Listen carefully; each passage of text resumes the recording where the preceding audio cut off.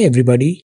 Focus on your goals. Focus on your goals, not the obstacles. Today is 1st of February 2023. Let us have a quick discussion of all these important topics. See, iteration. Iteration का मतलब होता है continuously improve करना. A good idea is worthless without impeccable execution and a commitment to iterate 365 days, 365 iterations. Study full throttle. This is test series course 28 of May 2023 को आपका preliminary exam है और इस प्रिलिमिनरी एग्जाम से जाने से पहले लिखने से पहले we are going to solve at least 10,000 plus MCQs और ये सारी चीजें हम कवर करेंगे इस टेस्ट सीरीज कोर्स में. You can join this course for a nominal one time fee of ₹1111. This is prelims 2023 course. इसमें हम entire syllabus of preliminary exam cover कर रहे हैं. थ्योरेटिकल पार्ट बिफोर नोटिफिकेशन हमारा ये टारगेट था, ऑल्दो हम थोड़ा 1 वीक लेट हो गए.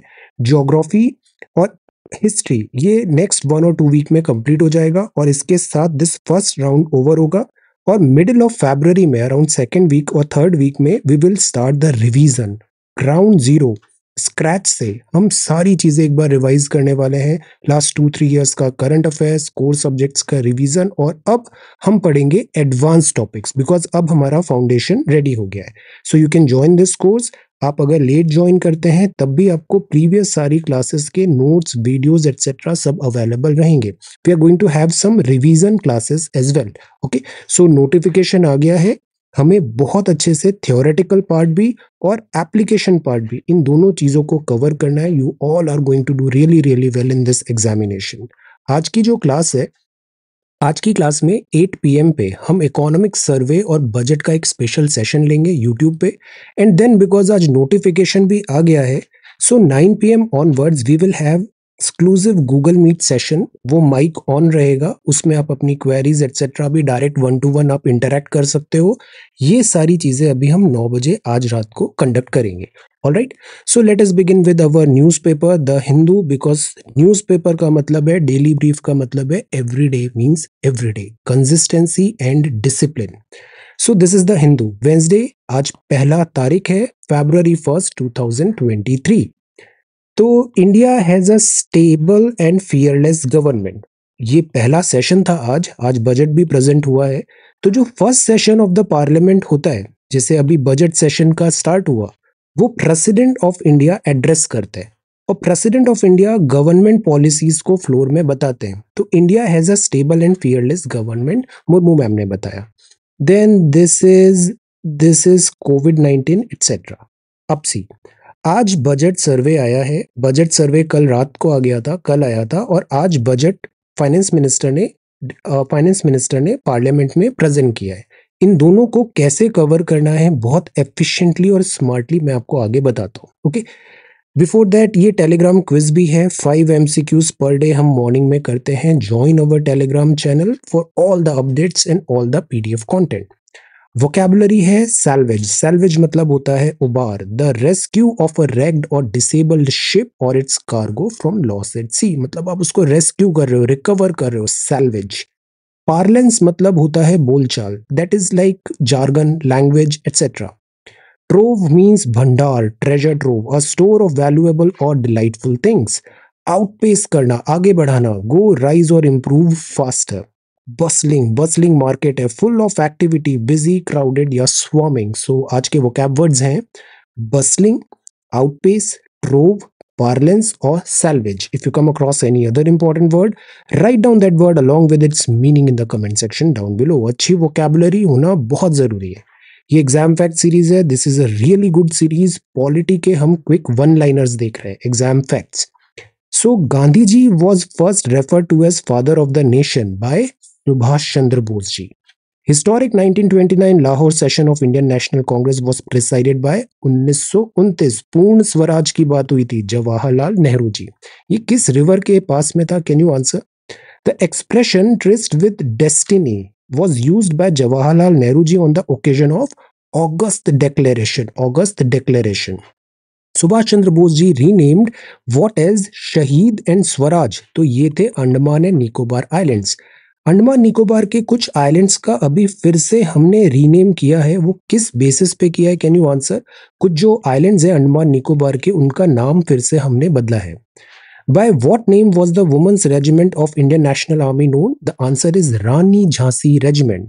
बारदोली सत्याग्रह 1928 में वल्लभ भाई पटेल जी ने लीड किया था। फाइनेंशियल अलोकेशन फॉर एजुकेशन, शिक्षा के लिए सबसे पहले 1 लाख रुपए अलग से रखे गए थे for the first time by charter act of 1813। Go back to the Vedas, ये मोटो था स्वामी दयानंद सरस्वती जी का। क्विट इंडिया मूवमेंट स्टार्ट हुआ था बॉम्बे में 8/8/1942 को। फाइनल ड्राफ्ट था कॉन्स्टिट्यूशन का, ये प्रिपेयर किया था एस.एन. मुखर्जी साहब ने। सो ये क्विक फैक्ट्स हैं पॉलिटी। ऐसे हम पॉलिटी, ज्योग्राफी, हिस्ट्री, इकोनॉमिक्स, ये सारी चीजें कवर करेंगे। See the idea of this daily brief is कि हम all the aspects of this examination जो है यूपीएससी सीएसई, इसके सारे एस्पेक्ट्स को इस 40-45 मिनट्स में क्रिस्प फॉर्मेट में, फिल्टर्ड फॉर्मेट में, और जो हमारे एग्जाम से related to the point content है, उन्हीं सारी चीजों को कवर करते हम डेली बेसिस में ये सेशन करें। So that is what we try to do. अब जैसे ये सी सेट है, 2 सवाल मैं आपको रोज देता हूं, इन 2 सवालों को सॉल्व करो। सी सेट ऐसे ही इंप्रूव होता है। Practice, make it a habit, solve 2 questions every day. Then this is writing practice. आज का केवल एक ही सवाल है और बहुत इंपॉर्टेंट सवाल है। Prepare a note on the budget 2023। तो मैं अभी आपको इसको आगे बताता हूँ ये सवाल कैसे करना है हमें। लिखना बहुत जरूरी होता है, राइटिंग बहुत जरूरी होता है। प्रीलिम्स जो होता है ना, ये केवल क्वालिफाई होता है। डजेंट मैटर 6 अटेम्प्ट है, 6 बार प्रीलिम्स क्वालिफाई करें, इट डजेंट मैटर। जब तक मेंस में आप अच्छा स्कोर नहीं करोगे, it doesn't matter, because mains के मार्क्स जो होते हैं वो काउंट होते हैं, प्रीलिम्स के मार्क्स काउंट नहीं होते हैं। तो आई एम नॉट सेइंग कि प्रीलिम्स इग्नोर करना है, prelims is very important, but mains भी इग्नोर नहीं करना है। और मेंस का बहुत सिंपल सा फंडा होता है, आपकी राइटिंग एबिलिटी अच्छी होनी चाहिए। राइटिंग एबिलिटी अच्छी होनी चाहिए। आप इसको साल भर प्रैक्टिस करो। जब आपका मेंस अभी 28 मई के बाद जब आप क्वालिफाई करोगे प्रीलिम्स, आखिरी 2-2.5 महीने में एक्सक्लूसिव चीजें करना मेंस वाली, अभी जरूरत नहीं है। अभी आप डेली बेसिस पे राइट समथिंग और आप बहुत अच्छा परफॉर्म करोगे। This is tried and tested method. और हम ऐसे ही सवाल देखते हैं जिससे आपका कंटेंट जो है, जो प्रिपरेशन है, वो बैंक भी हो, सॉलिडिफाई भी हो। सो आप इससे बहुत सारे वीडियोस देखो, सब चीज देखो। अब इसको लिख के बताओ बजट 2023 और इसको डॉक्यूमेंट करो, आपको बहुत हेल्प मिलेगा इसमें। Okay, social media update is again really really important. तो आप हैं अवतार किशन हंगल साहब। आप ग्रेट फ्रीडम फाइटर थे और बहुत अच्छे उम्दा एक्टर भी थे। On his birth anniversary actively participate किया स्ट्रगल अगेंस्ट ब्रिटिश इंपीरियलिज्म में, और बाद में आपने ब्रिलियंट एक्टिंग करियर भी रखा। आप हैं ब्रह्म बांधव, आप हैं ग्रेट फ्रीडम फाइटर, और आपकी बर्थ एनिवर्सरी में we are remembering. He, through his journal Sandhya, reached out to the people about the exploitative policies of British imperialist government. Freedom fighters. आप हैं Shambhunath day, Indian scientist who discovered cholera toxin. Cholera toxin को आपने discover किया था। ये भारत रंग महोत्सव चल रहा है, international theatre festival of India. तो ये इसकी डेट्स है, दिल्ली, जयपुर, भोपाल, गुवाहाटी, रांची, नासिक, राजमुंद्रू, जम्मू कश्मीर और श्रीनगर और केवाडिया में। ये सारी डेट्स है। If you get time do visit. International theatre festival of India है। Now this is union budget. Union budget में एक वर्ड यूज हुआ है, अभी वर्ड यूज हुआ है कि सप्तऋषि। सप्तऋषि ऑफ यूनियन बजट 2023-24। अब ऐसे जो कीवर्ड्स होते हैं ना, इसको मैं बताता हूँ कैसे कवर करेंगे। This is very important. ये कीवर्ड्स आप रिफ्लेक्ट कराओ अपने आंसर्स में, अपने अपने अपने जवाबों में, इंटरव्यू में। For example, inclusive development, digital public infrastructure for agri, agri भी digital, last mile connectivity, unleashing potential, green growth, youth power, financial sector. So these are 7 stars. 7 stars का constellation है जो बजट में emphasize किया गया है। आज हम एक और कॉन्सेप्ट देखते हैं। This is mind map series. Everyday basis में we are trying to cover some concepts. Today we will see what is dissolve oxygen, what is BOD and what is COD. अब देखो, डिसॉल्व ऑक्सीजन क्या होता है?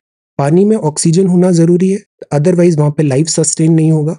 So presence of organic and inorganic waste decrease the dissolved oxygen content of the water. जो पानी है उसमें अगर वेस्टेज ज्यादा आ गया तो डिसॉल्व ऑक्सीजन ऑब्वियसली कम हो जाएगा। ये नंबर याद रखना है, 4 मिलीग्राम पर लीटर। तो अगर डिसॉल्व ऑक्सीजन, जैसे यमुना में अक्सर ये बहुत कम हो जाता है, अगर 4 मिलीग्राम पर लीटर से कम है तो वो पानी पॉल्यूटेड माना जाएगा, उसमें ऑक्सीजन बहुत कम हो गई है।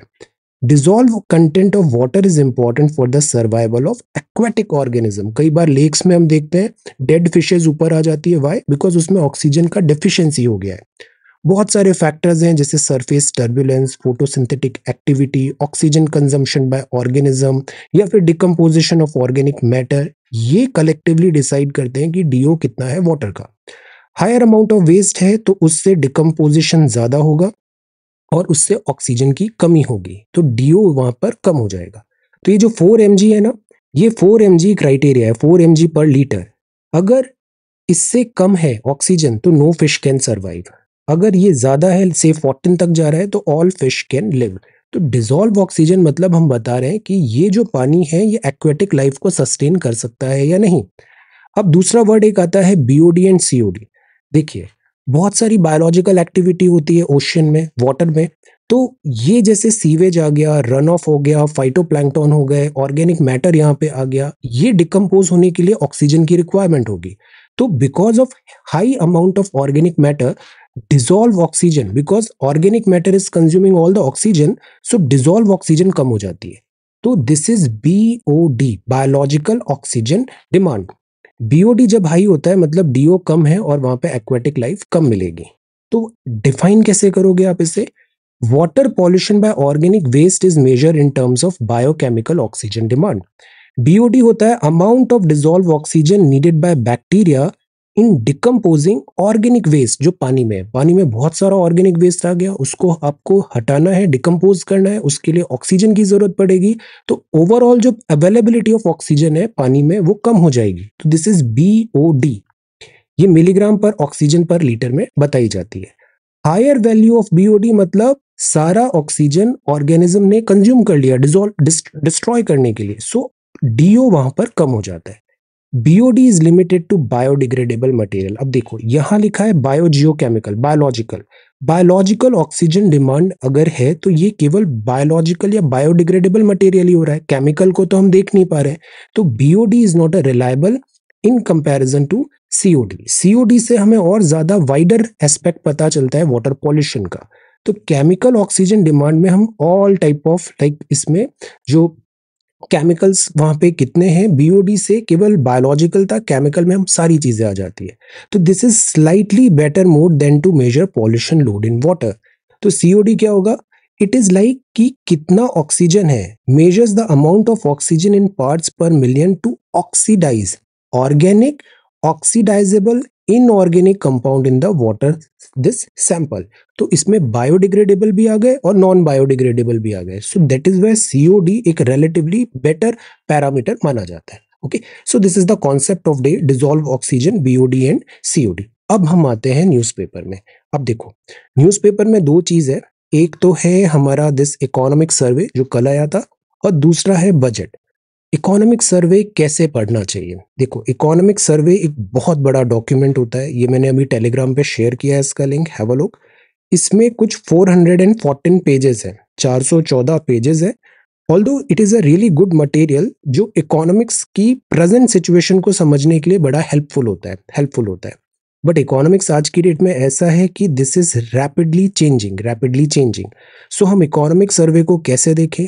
इकोनॉमिक्स में सबसे पहले तो आपको वोकैबुलरी पता होना चाहिए कि what is inflation, what is deflation, what is repo rate, what is reverse repo rate, what is like factor of like production क्या होते हैं। ये सारे macro economy, micro economy vocabulary आपको अच्छे से पता होना चाहिए। इसके बाद जो इकोनॉमी है it is all about current affairs, और उसमें this economic survey is a really important document. But इसको कवर कैसे करें? The idea is not to go through entire 414 pages, not required, it will take a lot of time. Second idea ये भी नहीं है कि हम बहुत सारे शॉर्टकट्स देखने लग जाएं, बहुत सारे रैंडम चीज़ों को देखें, रैंडम नोट्स को देखें, इसका कोई यूटिलिटी नहीं होता है। What you should do, इसका हम एक क्विक समरी देखेंगे। इन सारे 12 के 12 चैप्टर्स का मैं आपको एक क्विक समरी कराऊंगा along with notes, so that revision उसका इजीली हो पाए। इसके अलावा खुद गवर्नमेंट ने भी यहाँ पर हाईलाइट्स आपको प्रोवाइड किया है। तो what you have to do कि ये जो 12 चैप्टर्स हैं, इन सारे 12 चैप्टर्स का मैंने हाईलाइट भी अभी शेयर किया है। इस हाईलाइट को आप गो थ्रू कर लो, this will be more than sufficient. Along with मैं कुछ आपको एक्स्ट्रा नोट्स भी इसमें प्रोवाइड कराऊंगा, वो मोर देन सफिशिएंट होगा। इससे आपका रिवीजन भी अच्छे से होगा और बैंक भी अच्छे से सारी चीजें होगी। I will cover it separately in a class. दूसरी बात आती है बजट को कैसा देखा जाए। अब देखो बजट भी दो तरीके से देखा जा सकता है। एक तो बॉल बाय बॉल कमेंट्री देखें, अपनी सेलेक्टेड चीजों को देखें, नॉट रिक्वायर्ड। हमारे सिलेबस में और exam specially exam point of view में बजट आपको पढ़ना है ना, तो ये Nirmala Sitharaman ma'am finance minister का जो स्पीच है, इस पूरे स्पीच को आप गो थ्रू करो। ये मैं 8 बजे आज आपको करवाऊंगा। सेकंड, इस स्पीच में सारे पॉइंटर्स आ जाएंगे जो फाइनेंस मिनिस्टर मैम ने पार्लियामेंट में कहा। इसके बाद हम इसके की फीचर्स बजट हाईलाइट देख लेंगे। ये पीडीएफ भी I will provide to you. हम ये सारे इंपॉर्टेंट नोट्स जो है ना टैक्स प्रपोजल से एटसेट्रा, ये सारी चीजें अभी समराइज फॉर्मेट में देखेंगे। इससे फायदा क्या होता है, डुप्लीसिटी नहीं होती। वरना पता है क्या हो रहा है, आज की डेट में हम डिजिटल एज में हैं, इतना ज्यादा कंटेंट है, news media this and that, सब चीजें यहाँ पर बहुत ज्यादा कॉम्प्लिकेटेड हो जाती है, एंट्रोपी क्रिएट होती है। एग्जाम पॉइंट ऑफ व्यू से इट इज नॉट रिक्वायर्ड। मैं अगेन एंड अगेन रिपीट कर रहा हूँ, नॉट रिक्वायर्ड। आप स्टैंडर्ड इसके नोट्स देखना, एक बार स्टैंडर्ड बजट स्पीच को देख लेना, इसके नोट्स बनाना और यही एग्जाम में रिवाइज करके चले जाना, आपका बहुत आराम से सारे सवाल बन जाएंगे। रैंडम वीडियोस देखने का कोई यूटिलिटी नहीं होता है, ये रिटेन नहीं होता है। ऐसा फील होता है कि आप पढ़ाई कर रहे हो, बट एक्चुअली जब तक आप उस चीज को बैंक नहीं करोगे, आप उसको लिख के कंसोलिडेट नहीं करोगे, वो चीज रिटेन नहीं होने वाली है, नहीं होने वाली है। ओके, बट अभी जो न्यूज़पेपर कवरेज है उसका हम क्विकली गो थ्रू करते हैं। तो budget and economic survey I will cover separately. जो द हिंदू न्यूज़पेपर है, इसमें जीडीपी टू ग्रो 6.5% है 2023-24 के सर्वे में। वेरी गुड, 6.5% से ग्रो होगा।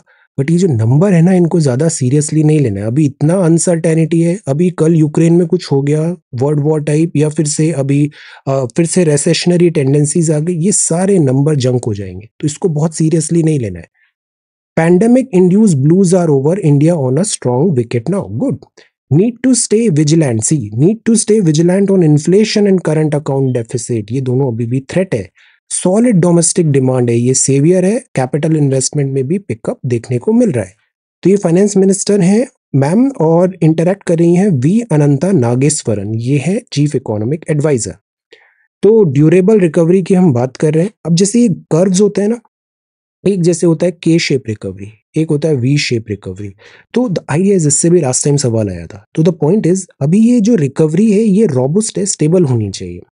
इन्फ्लेशन डिक्लाइनिंग ट्रेंड पे है, which is a good thing. Inflation अगर ज्यादा होता है तो it is again a kind of tax. Resilient growth expected है। तो चीफ इकोनॉमिक एडवाइजर साहब ने बोला growth is picking up across different sectors. MSME में क्रेडिट बढ़ा है। Large industry, service, non food sectors में भी ग्रोथ हुआ है डबल डिजिट रेट्स का। एनबीएफसी क्रेडिट डिसबर्सल भी, non banking financial company disbursal भी राइट है। मतलब पैसा आ रहा है यहाँ पे, तो ऑब्वियसली ग्रोथ आएगी। तो ये न्यू एज रिफॉर्म्स की बात यहाँ पे किया। पैंडेमिक था, देन काफी सारी डिफिकल्टी, वर्ल्ड की जो हेडविंड्स थी जियोपॉलिटिकल, वो भी एक चैलेंज था। बट डोमेस्टिक डिमांड ने इंडिया की इकोनॉमी को कंटेन किया, सस्टेन किया, और हम लाइक राइट ट्रैक पे हैं, ऐसा बजट दिस सीए ने भी कहा। और जो इंटरनेशनल रिपोर्ट्स है WIMF की और वर्ल्ड बैंक की, वो भी इसको सपोर्ट कर रहे हैं। So some of you may think the range is asymmetric in nature, but that is deliberate because there is still uncertainty. Because कुछ सेक्टर्स ने बहुत अच्छा किया और कुछ सेक्टर्स ने अच्छा नहीं किया पास्ट सम इयर्स में कोविड-19 के इम्पैक्ट में। So the point is uncertainty is still there. इस पूरे एंटायर इकोनॉमिक सर्वे को chapter by chapter summarize format में हम अभी सेपरेटली इसको देखेंगे। ओके, न्यूज़पेपर में हम बस एक रनिंग कमेंट्री इसकी देखते जाते हैं। सो this is the front page of the Hindu. अब जैसे जीएसटी मॉप अप है, कलेक्शन कितना हुआ, हाईएस्ट सो फार है, which is good thing. GST का सक्सेस होना बहुत जरूरी है, जीएसटी का सक्सेस होना बहुत जरूरी है। Then this is the front page of the Hindu, this is the front page of the Hindu. ये नेक्स्ट है, see bird's eye view. Bird's eye view मतलब एक ऐसा वेंटेज पॉइंट है जिससे आपको सारा कंप्लीट पिक्चर दिख रहा है, कंप्लीट पिक्चर दिख रहा है।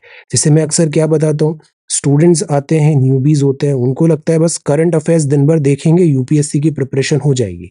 But how many times I have showed you the syllabus There are 7 pillars, and current affairs is one pillar among 7 pillars, one pillar among 7 pillar.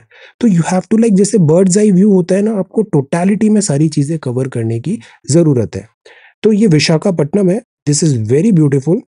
Set to be the new Andhra Pradesh capital. तो विशाखापट्टनम एक नई capital, नया capital बन रहा है आंध्र प्रदेश का. Birds eye view. Snakes claim more human lives than wild elephant, Kerala forest department ने कहा. तो क्या स्नेक से ह्यूमन लाइफ ज्यादा लॉस हो रहा है? तो वी कैन से कि स्नेक्स सारे हट जाने चाहिए. Snakes are not good. All snakes should like, they should not be there like that. No. Although snakes claim more human lives than wild elephants, this tells कि हम elephants से ज्यादा snakes से भी wild life, this human life loss हो रहा है. But ये जो snakes है ना, ये भी एक बहुत अच्छी सर्विस करते हैं, इकोलॉजिकल सर्विसेज. जैसे बहुत सारे लाइक रैट्स हैं, फ्रॉग है, इन सब की पॉपुलेशन स्नेक्स कंटेन करके रखते हैं. तो नेचर में बैलेंस होना बहुत जरूरी है. बैलेंस होना बहुत जरूरी है सारी स्पीशीज में. This is policy folly. Pakistan needs a paradigm shift in its approach to terrorism. See, day one से हम यही बोलते हैं कि terrorism as a policy, terrorism is that Frankenstein monster की terrorism की कोई जगह नहीं होनी चाहिए किसी भी civilized society में. तो पाकिस्तान ने जैसे स्टेट स्पॉन्सर्ड टेररिज्म का रास्ता अपनाया टू काउंटर इंडिया, और ये अब बहुत बुरी तरह बैकफायर कर रहा है. पाकिस्तान का अभी से 74-75 ईयर पाकिस्तान को भी हो गए, बट ये कंटिन्यूअसली फेल्ड स्टेट की कैटेगरी में रहा है. Why? Because of such follies. तो यहाँ पे बात है, although internal matter of any country में हम कुछ नहीं बोलते हैं. हमारा MEA ने भी बस यही बोला है कि जो internal, actually Pakistan is not one state, 4 state. Pakistan is 4 state. One state जो है वो यहाँ की डेमोक्रेसी है, democratically elected prime minister, president, etcetera. Second जो होता है वो होता है यहाँ पर this religious leaders and this extremism यहाँ पे ज्यादा है. थर्ड जो होता है वो होता है से फॉरेन प्लेयर यहाँ पे होता है सऊदी, कभी अमेरिका, कभी से चाइना. एंड जो फोर्थ पिलर है वो यहाँ की मिलिट्री है. यहाँ की मिलिट्री आर्म्ड फोर्सेस भी एक डिफरेंट टाइप ऑफ फोर्स है, गवर्नमेंट इन इटसेल्फ है. सो दैट इज वाई यहाँ जो स्टेबिलिटी है वो कभी देखने को नहीं मिली. Youth and pedigree. Germany relied on experience and resilience to win the Hockey World Cup. तो जर्मनी ने अभी हॉकी वर्ल्ड कप जीता है. प्लेयर ऑफ द फाइनल सब अच्छे से हुआ. अब इंडिया क्यों नहीं अच्छा कर पा रहा है हॉकी में? हॉकी में बिकॉज हमारा ट्रेडिशन बहुत अच्छा रहा है. Historically we use to do so well. So the point is कि we need to revive hockey का जो कल्चर है, उसको रिवाइव करने की जरूरत है. तो अभी हॉकी वर्ल्ड कप एक एक्सेलेंट अपॉर्चुनिटी है. हॉकी पे हमें इन्वेस्ट करना चाहिए. The economics survey that was not. अब सी, यहाँ पे थोड़े पॉलिटिकल पॉइंट्स भी हैं, हम उसमें नहीं जाएंगे. इकोनॉमिक सर्वेज में क्या क्या पिलर्स यहाँ पे टच हुए वो हम क्विकली यहाँ पे ग्लांस देख लेते हैं.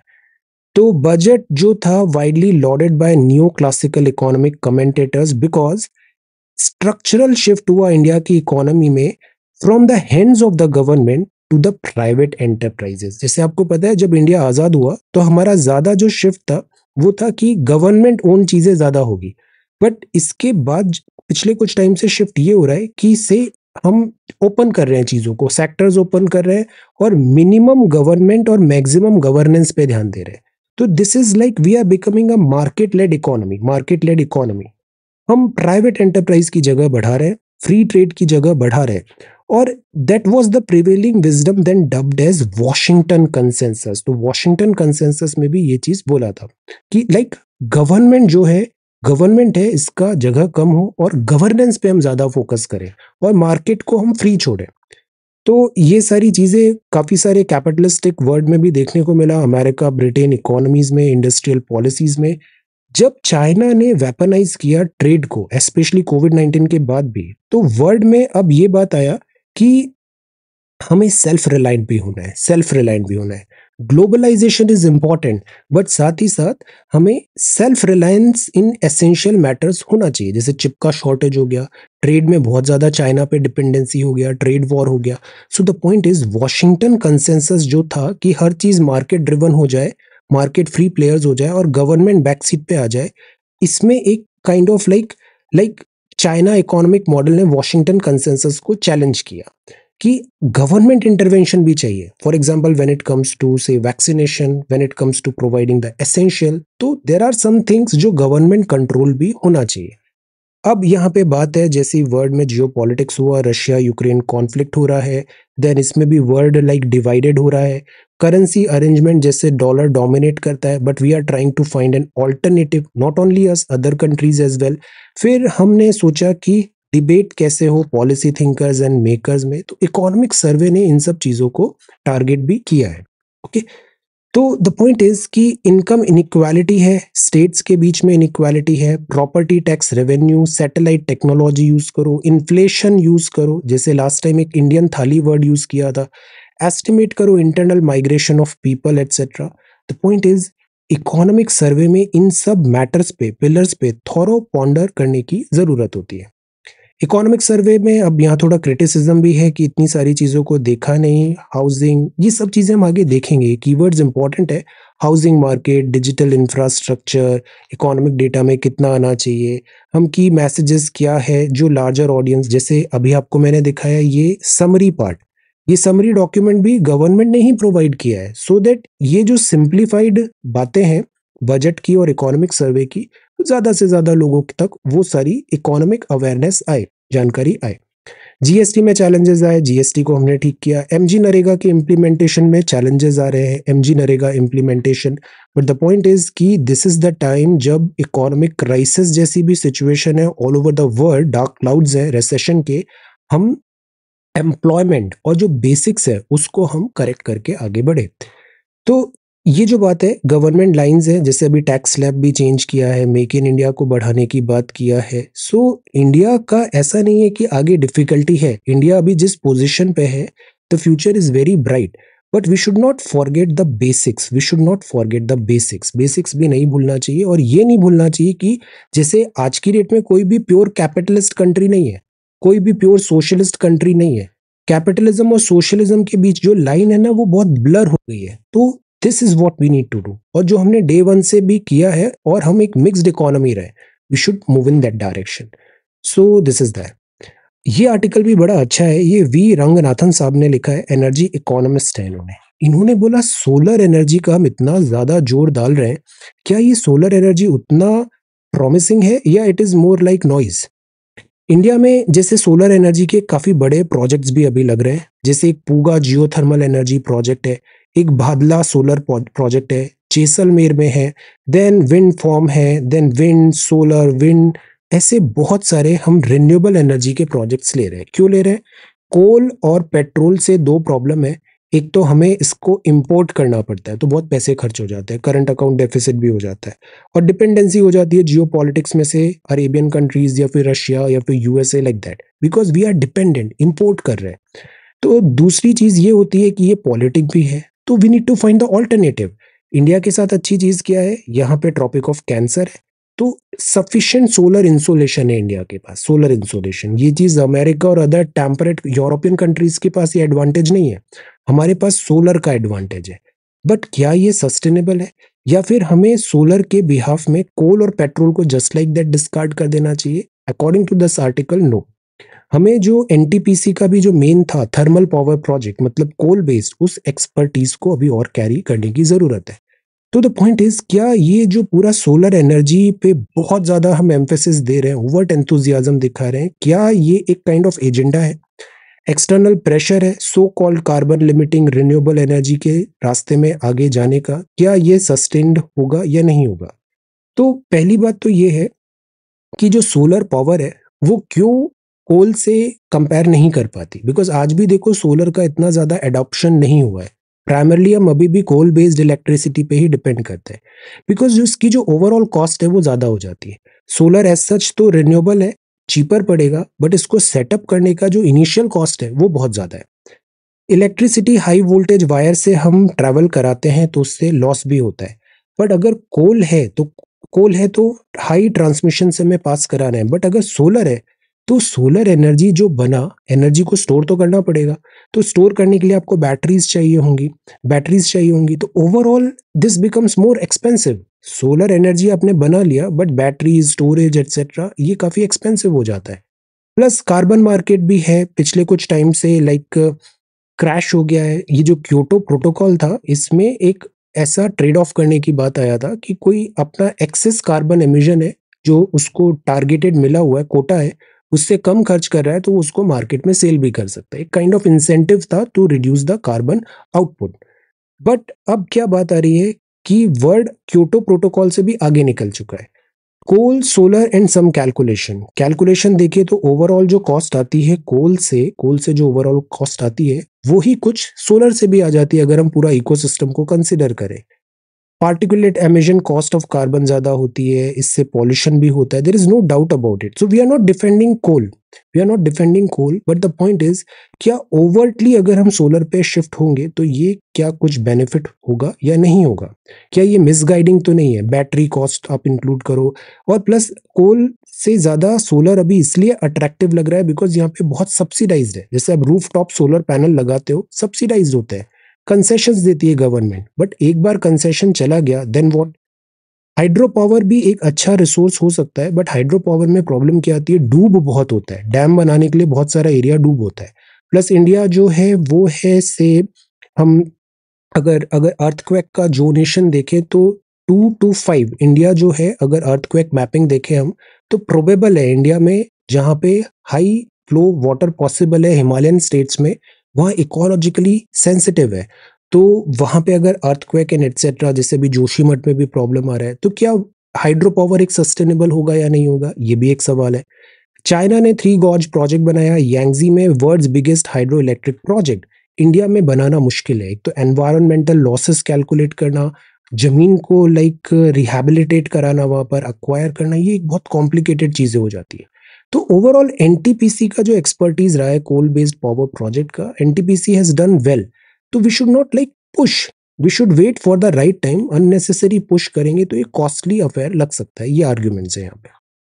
क्वेस्ट म्यांमार है, then this is math skills. See students version more than math skills. और अभी एक और प्रॉब्लम क्या आने वाली है कि आजकल के बच्चे, राइटिंग तो कुछ है ही नहीं, everything is digital, visual animations, this writing जो है, लिखना जो होता है, writing like writing is not there and it is going to cost us a lot. So that is why लिखना बहुत जरूरी है, राइट? वरना आपसे स्पेलिंग मिस्टेक होगी, ग्रामर मिस्टेक होगी, आप जल्दी जल्दी लिख नहीं पाओगे।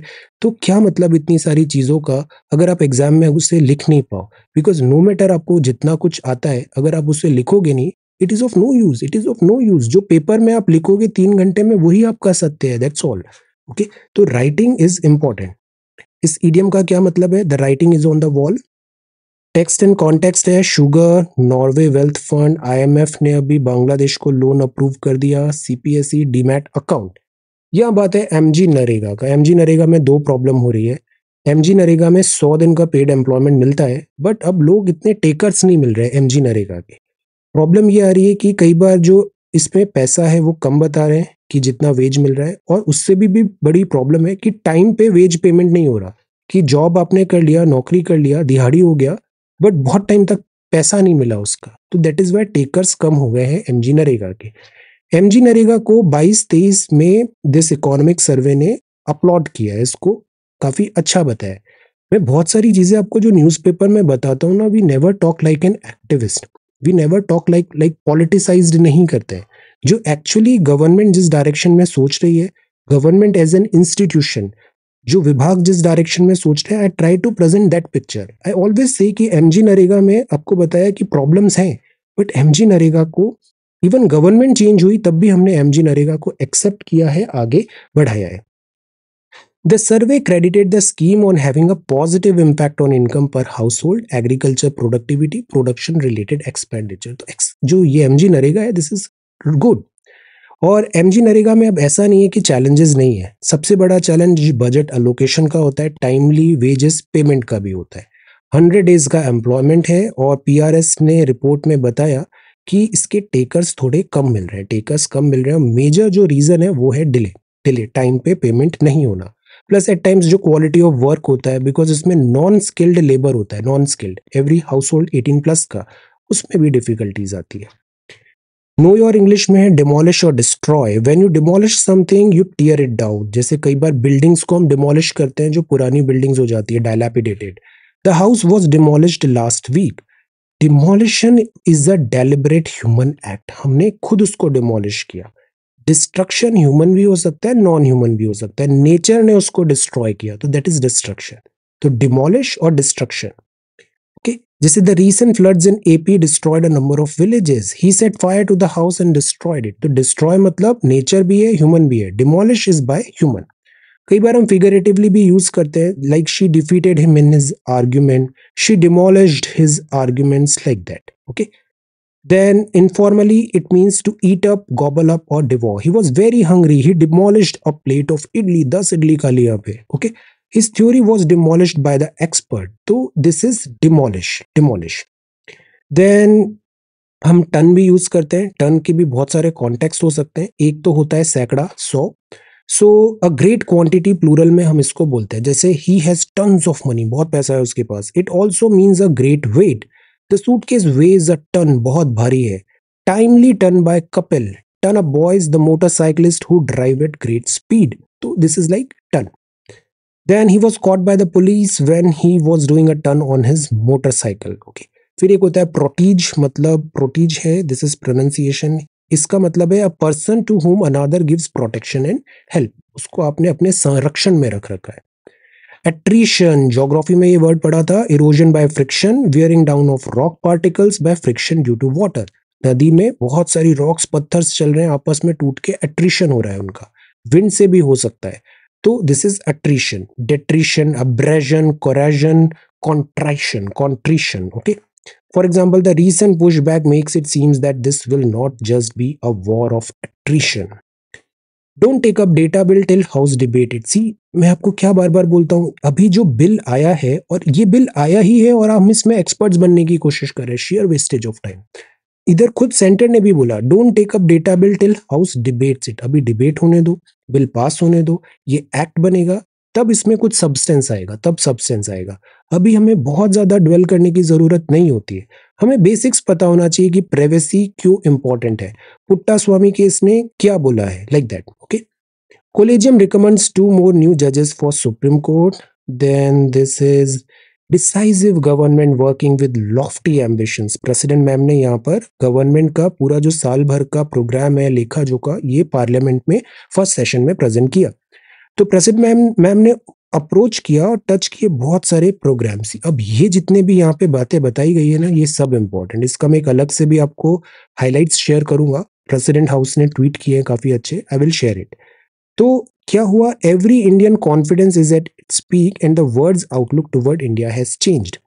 मेडन एड्रेस था, पहला एड्रेस था, जॉइंट सिटिंग थी हाउस ऑफ पार्लियामेंट का, और प्रेसिडेंट मैम ने कहा, India as a government which is stable, like fearless, decisive, working with lofty ambition. President और राज्य स्तर पे गवर्नर को जो सरकार ने जो काम किया है, एक्चुअली वही पढ़ के बताना पड़ता है। तो मतलब यहाँ बात तो प्रेसिडेंट कर रहे हैं, बट जो शब्द हैं वो सरकार के हैं। तो government which respects the honest यहाँ पे बताया। इसके अलावा इन्होंने बताया कि पैरामाउंट इंटरेस्ट कंट्री का ज्यादा है, और इसके अलावा टेररिज्म पे क्रैकडाउन किया, मिस एडवेंचर एलओसी पे जवाब दिया, आर्टिकल 370, ट्रिपल तलाक और डिसाइसिव गवर्नमेंट, ये कीवर्ड्स याद रखने हैं ना हमें। फिर एक कीवर्ड मेंशन किया, हर घर जल, tap water connection to all households, प्रधानमंत्री किसान Samman Nidhi.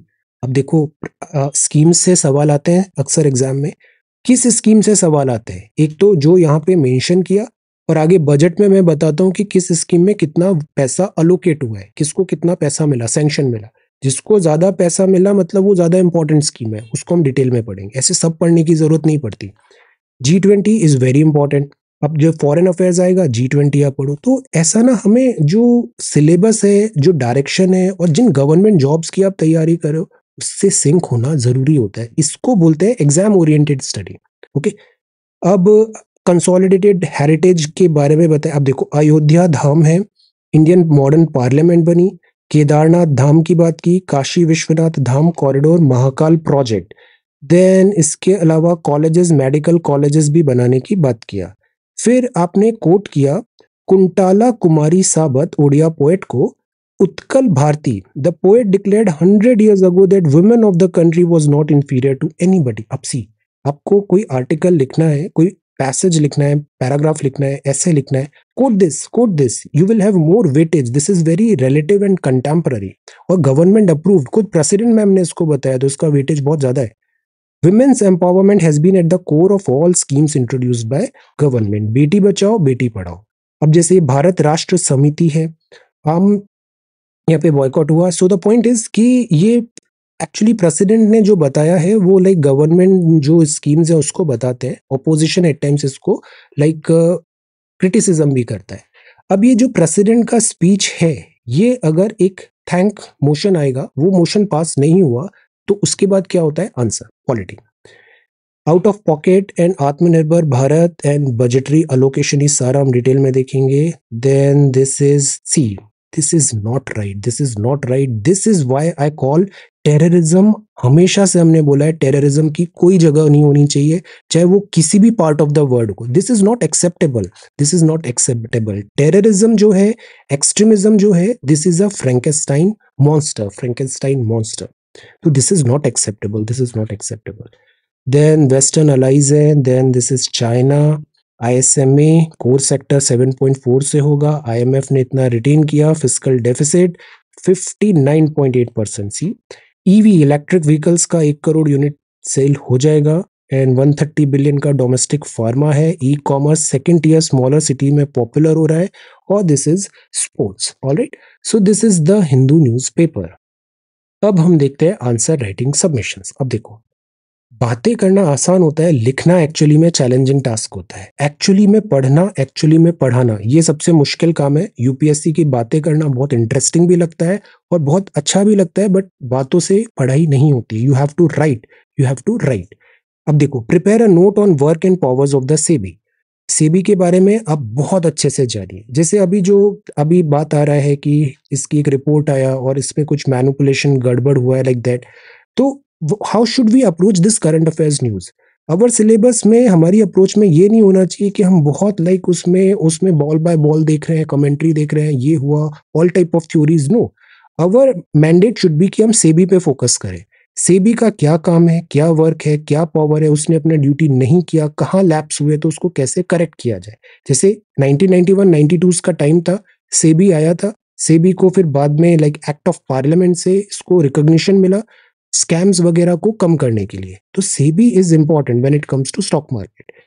Types of precipitation बताना था, बड़ा आसान ज्योग्राफी का सवाल है, आप इसको लिख के देखो, then you will realise how beautiful this question is.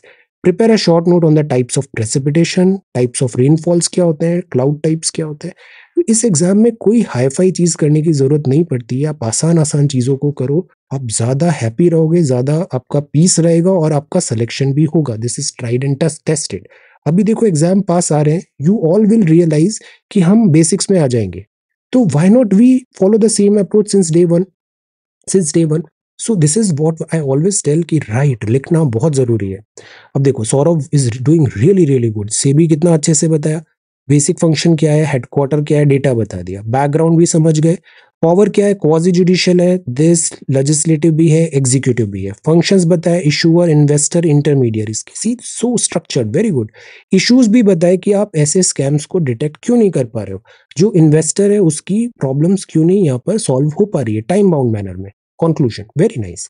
Then precipitation, अब ज्योग्राफी मतलब diagram, look at the beautiful diagrams, convectional, orographic, frontal, cyclonic, world map भी आ गया। ड्रॉ, ऐसे देखना बहुत आसान है, ड्रॉ करना मुश्किल है, आप प्रैक्टिस करो, लिखो, लिखना जरूरी है, डायग्राम्स बनाना जरूरी है। सीधा एग्जाम में आप जाके लिखोगे ना, एक दिन में ऐसा कुछ नहीं होता है कि कोई मंत्रा नहीं है कि आप बहुत अच्छे डायग्राम्स बनाने लग जाओगे। You have to practise it entire year, entire year. Okay, cumulus, cumulonimbus, very good. Diksha ने भी देखो कितना अच्छा सा लिखा है, this is really good. History of stock exchange, चीजों को लिखते रहा तो कंसोलिडेट होती है चीजें, वेरी गुड। सी स्कैम का भी आया, इंट्रोडक्शन हुआ, ऑब्जेक्टिव लिखा, 1 2 3 role of SEBI, very nice. See अब this style is really good.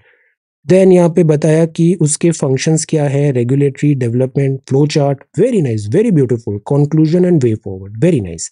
Deepali ने भी देखो कितने अच्छे से बताया कि पावर ऑफ सेबी क्या है। अब देखो इसको डायग्राम में विजुअलाइज किया, this is really good approach. See diagram, headquarter का है, इंडिया का मैप, फंक्शंस, नंबरिंग है हर जगह, तो डॉट नहीं लगाना होता, नंबर लिखना पड़ता है।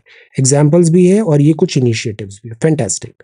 कामिल, कामिल is again very structured, copy बहुत स्ट्रक्चर्ड होती है इसकी। से भी बताओ, देखो कितना अच्छे से ये पूरा बताया, स्ट्रक्चर बताया, पावर्स फंक्शंस बताया। हमें इधर ध्यान देना है, बजाय वो entertainment is not in our syllabus, conspiracy activist type is not in our syllabus. Our syllabus is follow the fundamentals, basics. Okay, then Asha, Asha is also doing so good. See, SEBI क्यों बना, सेबी क्या है, इन्वेस्टर, फंक्शंस, प्रोटेक्शन किसको हो रहा है, objective क्या है, पावर्स क्या है।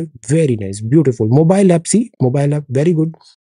Shubham, to the point answers होते हैं, role and mandate, purpose of SCB 1 2 3 4, objective, see like this, very good. Power, regulatory, structure, then chairman का role, see this is so good, so good, very nice. Conclusion, अब यहाँ पे short note बना दिया, देखो अब इसको कितना अच्छे से रिप्रेजेंट किया है, ड्रिजल क्या है, रेन क्या है, स्लीट क्या है। इसी तरीके से पढ़ाई होती है। ये एग्जाम ना स्पून फीडिंग का एग्जाम नहीं है। स्पून फीडिंग से ना तो सिलेबस कवर होगा, ना सिलेक्शन होता है। You have got the direction, you also have to put efforts, efforts. Okay, Shubham doing really really good, wonderful. Priyanka, she is again so good, see कितना बढ़िया डायग्राम है, this is good, very thorough, very thorough. और like real exam में आप ऐसे answer बहुत आसानी से लिख सकते हो and you will fetch very good marks. हम अक्सर स्टूडेंट्स ये सोचते हैं हम एकदम परफेक्ट आंसर लिखेंगे, वरना नहीं लिखेंगे। ये एटीट्यूड सही नहीं है। आप अच्छा डुएबल आंसर लिखो, उसको एग्जाम में भी लिख के आओ, आपको नंबर मिल जाएंगे, सिलेक्शन हो जाएगा। Okay, Dipali, this is good. See, this is really good diagram. See, this approach, her approach is really good. Types of rainfall. See, geography का मतलब होता है diagram. This copy is really beautiful. See, this diagram is really beautiful. Very, very structured. Very nice. Sunita, this is good. See, structure बताया, से भी बहुत जरूरी था, देखो फंक्शंस। और ऐसे ना हमें रूल्ड में नहीं लिखे, हम प्लेन ब्लैंक कॉपी में लिखें तो ज्यादा फायदा होता है, उससे हमें सीधा सीधा लिखना आता है और एग्जाम में ऐसी ही कॉपी आएगी। तो जैसे ये स्पाइरल है ना, ऐसा एक स्पाइरल नोटबुक लिख लो और रोज लिखो, उसमें 10 पेज रोज लिखना है। Ratna Priya, this is good. सी, सारे पॉइंट्स बताए, यहाँ पे डायग्राम्स भी बता दिया, वेरी गुड, आपकी कॉपी बहुत अच्छी होगी, I am very happy with you.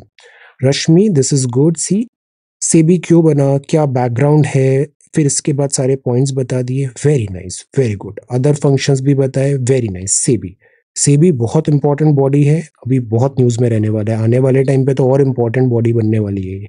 Ratna Priya, this is good. SEBI, SEBI is again important, functions and all, fantastic. अब देखो यहाँ पे प्रियंका ने टैबुलेशन कर दिया, टेबल में बना दिया, very nice, this is really good. सारा यहाँ पे अच्छे से सारा कंटेंट आ गया, वेरी गुड। एसडीजीज भी इंक्लूड कर दिए, fantastic. Nandini, this is good. SEBI का वर्क बताया, फंक्शंस, पावर ऑफ सेबी, लिखना बहुत जरूरी है, आप बहुत अच्छा लिख रहे हो, इस तरीके से हमें कंटिन्यू करना है। Ram Naresh is again doing really really good, preamble बताया, सी वेरी सिस्टमेटिक कॉपी, बहुत ऑर्गेनाइज्ड कॉपी लगती है, स्ट्रक्चर्ड लगती है, वेरी नाइस।